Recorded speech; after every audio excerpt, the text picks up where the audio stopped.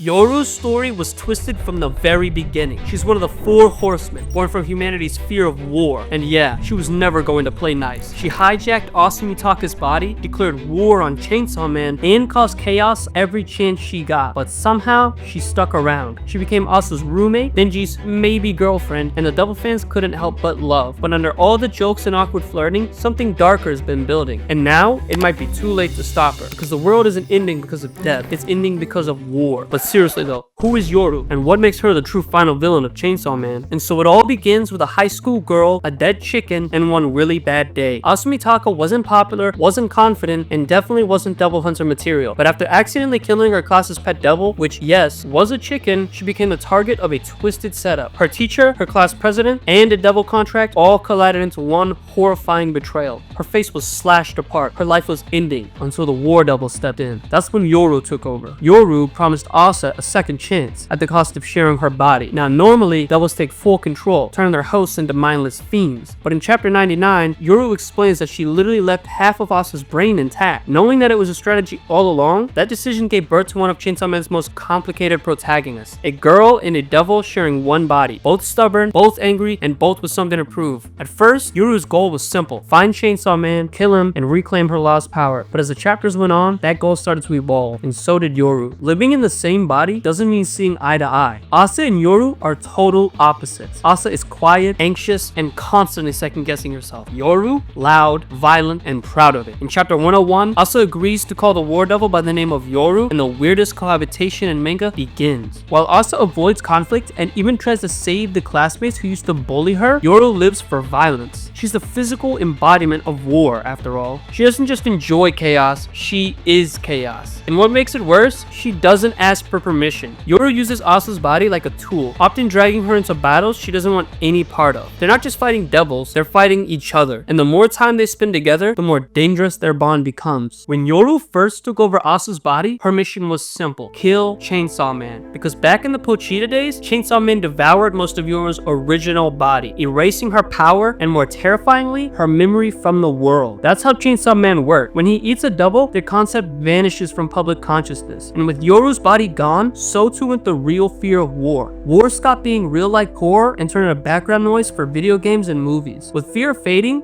Yoru weakened, and with her strength tied directly to how feared she is, it was only a matter of time before she disappeared entirely. So to survive, she needed revenge. Kill Chainsaw Man, take back her body, restore the fear of war. That's how it started, but as we now know, it's not how it's going to end. Yoru started off cold and ruthless. A devil with one goal, kill Chainsaw Man. But over time, something started to shift. It wasn't obvious at first. Sarcastic comment here, a moment of hesitation there, but it added up. Fighting alongside Asa against the Falling Devil, the Fire Devil, and the Chainsaw Man Church, Yoru began to rely on her more and more. And when Denji entered the picture, well, things got even messier. At first, Yoru saw him as a tool, a means to an end. But slowly, she started to catch feelings, or at least something that looked like them. She teased him, protected him, even went on a fake date. Somewhere along the way, the lines blurred, not just between Asa and Yoru, but between ally, enemy, and something in between. Asa didn't ask for any of this. She didn't want to be a double host, she didn't want to be caught in a war against Chainsaw Man, and she definitely didn't want to lose control of her own body. But as Yoru's power grew stronger, Asa's grip started slipping. At first, she tried to fight back, begging Yoru to stop, hesitating before attacks, and grappling with the guilt of actions committed through her own hands, even when she wasn't in control. But what started as resistance slowly turned to numb acceptance, and then came the guilt. Guilt for the deaths caused by her hands. Even if it wasn't in her control, guilt for trusting Yoru, and the worst part of all is the guilt for almost thinking that Yoru had changed. In chapter 195, Asa breaks. She puts a gun to her own head and begs Denji to kill her. Not to save herself, but to stop Yoru. She doesn't just warn Denji that Yoru is dangerous, she tells him something horrifying.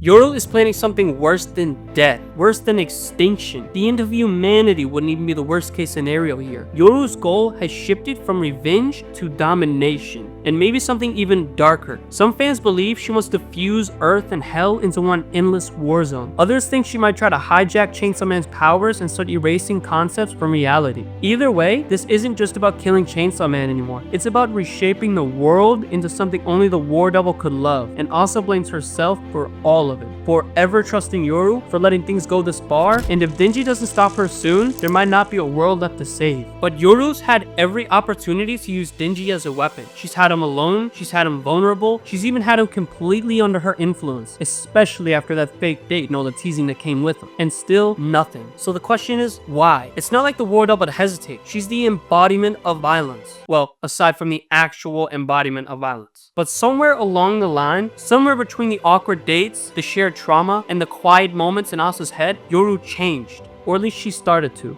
Maybe it's not just Asa's body she's attached to anymore. Maybe she started to care, even if she doesn't admit it. Care about Asa, care about Denji, care about the life they're all tangled up in. In chapter 195, Asa doesn't say it out, right? But it's there, in her voice, her guilt, her depression. Yoru could have acted, she didn't. And that hesitation might be the only reason Denji's still breathing. But that pause can't last forever. If Yoru decides to throw away whatever feelings she's developed, then everything changes. The power, the motive, the ruthlessness, it's all still there. It's just been on hold. And if War ever decides to stop playing nice, Denji won't get a second chance. All this time, the Death Devil was supposed to be the final boss. She's the oldest horseman, the most feared concept, the one even Makima was afraid of. We were told she would end humanity, and that everything Fami schemed for up till now was to stop her. But now that she's here, well, she's awkward, quiet, not terrifying at all.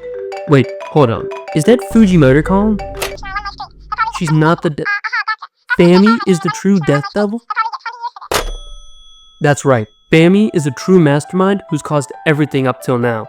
It's even likely she's the one who influenced the death of Asa so that Yoru could possess her body. We learned in chapter 145 that the real Justice Devil died and all the Chainsaw Man Church's members were contracted with the Fire Devil, which means that anyone who contracted with the Justice Devil, like Asa's class president and Yuko, were actually contracting with the Fire Devil, who was under the control of Fami. Fami's caused everything in part 2. She had the Eternity Devil take over the aquarium to separate Asa and Yoru so she could talk to Yoru alone. She summoned the Falling Devil, who tried to make Asa and Yoru into a dish so Fami could eat them, as we learned in chapter 199 that the Death Devil's powers allows her to control any devil that she eats. And she even orchestrated the Chainsaw Man Church, as we saw her having a conversation with Haruka where it was made clear that she is the brains. With this all revealed, it's clear that the true final villain of Chainsaw Man is still lining up. If this all feels familiar, it's because it is. Chainsaw Man Part 2 has mirrored Part 1 from the start. And just like how the Gun Devil turned out to be the red herring and Makima was the real final villain, the same twist may be unfolding now. The Death Devil had all the hype, all the fear, all the build-up. But Yoru?